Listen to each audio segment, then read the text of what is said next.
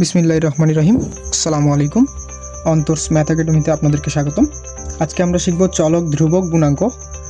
তো আমরা প্রথমেই জেনে নিব চলক। যে মান পরিবর্তনশীল অর্থাৎ যে মান পরিবর্তন হয় সেটা হচ্ছে চলক, মানে সময় বা অবস্থার সাথে বদলায়, যেমন এক্স, ওয়াই, এ, বি ইত্যাদি হতে পারে। উদাহরণ দেখুন 2x + 3। এখানে এক্স হচ্ছে চলক।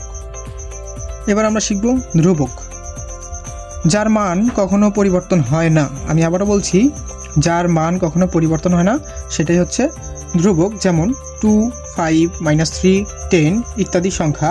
উদাহরণ দেখুন, এখানে 2x + 3, এখানে 3টা হচ্ছে ধ্রুবক। এটা কখনোই পরিবর্তন হয় না। এটা যে কোনো সংখ্যা হতে পারে, বাট কখনোই পরিবর্তন হয় না। এবার আমরা শিখব গুণাঙ্ক, কোফিশিয়েন্ট।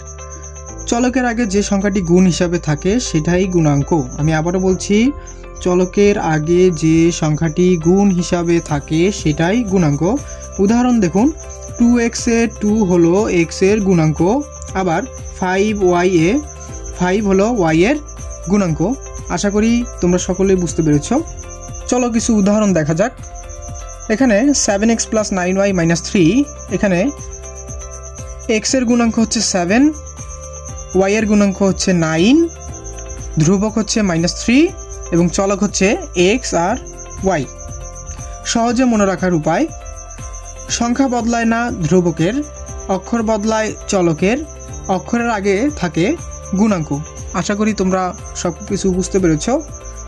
তো বন্ধুরা, আজকের ভিডিওটি কেমন লাগলো অবশ্যই কমেন্ট করে জানাবে, এবং নতুন নতুন কিছু শিখতে অবশ্যই আমার চ্যানেলটি সাবস্ক্রাইব করবে এবং ফেসবুক পেজটি ফলো থাকবে।